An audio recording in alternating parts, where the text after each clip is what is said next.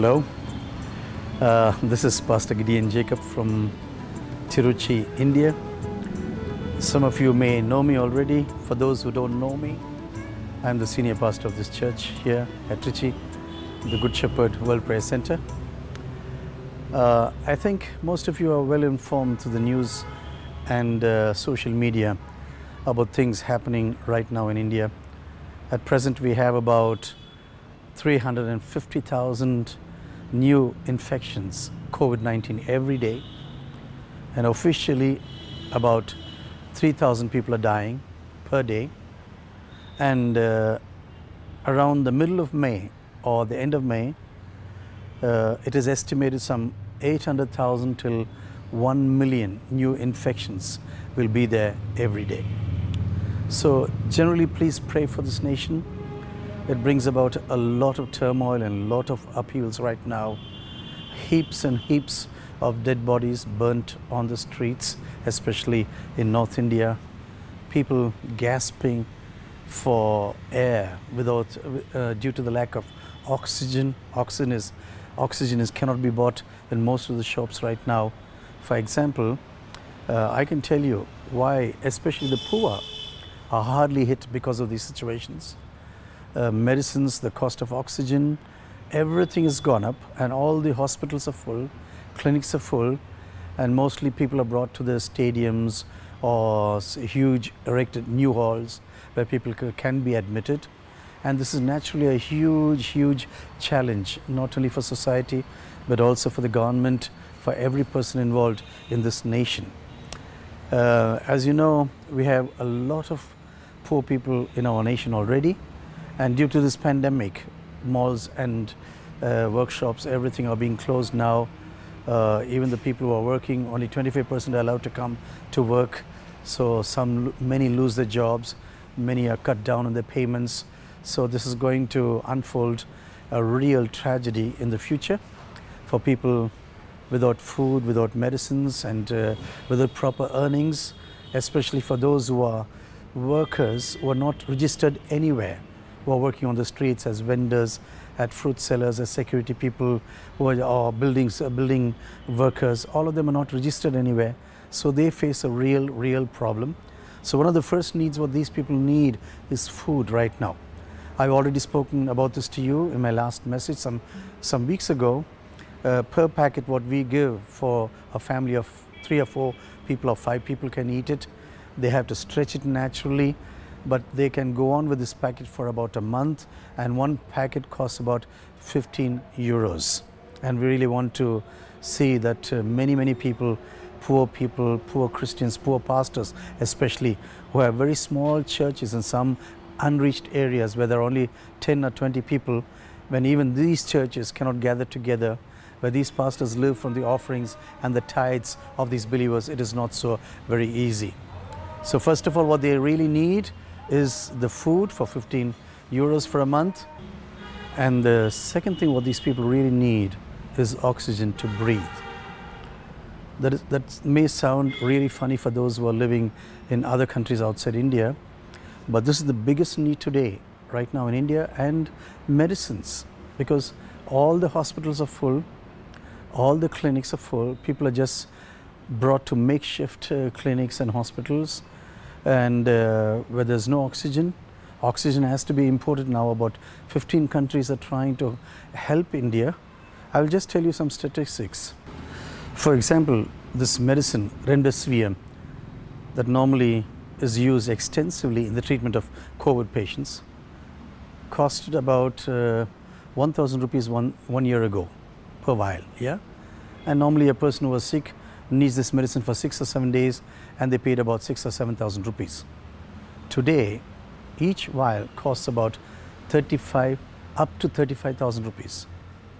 And you can just imagine, that means every day a person, just for this one injection, has to pay about 400 euros just for this one single medicine. And not only that, this oxygen tanks, yeah, with about 10 liters or something of oxygen. This tank costs about 3,000, 4,000 rupees normally, 3,000 rupees I think. But now it costs up to 35,000 to 40,000 rupees. That means it's about at least 500 euros per tank people have to spend. So you can just imagine. And if you want to buy an oxygen concentrator, that costs about approximately about 900 euros. So where will the poor people go to for such money? That is really impossible for the poor and the needy of this nation. Of course, the rich can pay it, but the rich are occupying all the best places in the hospitals and the clinics. It's already full, but where will the poor people go? So when this sickness reaches its peak in the middle of May or at the end of May with 800,000 or 900,000 new infections, we do not know where it is going to, or whether how many people are going to survive this danger of hunger right now, where people don't have to eat because they don't have any job. They're low, the monthly income is being cut. They're losing their jobs. They have to migrate to their own places far away, maybe hundreds of kilometers away, 500, 800 kilometers away, so that they can get home in time before the pandemic spreads even to this area. So on the whole, India needs a lot of prayer right now. I pray that God really turns this nation towards Him in this situation, that people really begin to turn their faces towards God and begin to pray to Him, ask Him for forgiveness, and that God really comes down with His power and speaks the words to put every calamity that is taking place right now to an end shortly. I pray that you will join with us together to pray for this nation, and I also pray that you will support our churches, our poor people in this nation, and also pastors and church workers. Little children are now dying. Some of the affected are little children, 3 years, 12 years. In the first wave, it was not like that, but in the second wave, a lot of children are dying right now. And this is the greatest problem. People don't have even time to even bury the dead or to burn the dead. So because all the places of burning the dead are totally now, crematoriums are totally full, that people have to wait and wait and wait till their dear and dear ones can be really burnt. So this is a huge tragedy that is playing in India. I have never seen anything like this all through my life. I am now nearly 67, where one big main place in Delhi is full of burning bodies. It's made a crematorium, or some other places, but hundreds and thousands are burning. And today I came to know, alone in Delhi, they say it's about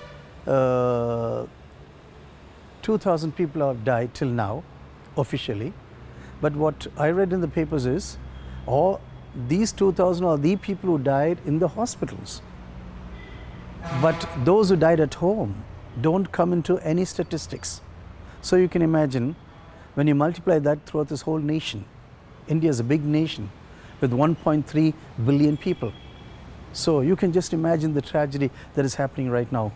Please pray for this nation, that we really turn to God and really start to pray to Him for deliverance from this pandemic, and also that God provides for His children, for the poor, the needy, the pastors, the Christians with the daily food, and also that He enables them to buy their medicines and also provides them with oxygen possibilities, so that these people can really survive this sickness without just ending their lives without oxygen. Thank you very much for listening. I know it's a very sad story. God bless you. God keep you safe wherever you are. But please keep on praying for us, and we will continue in our prayers for you. You must know India needs your prayers and also your support and help. God bless you. God be with you.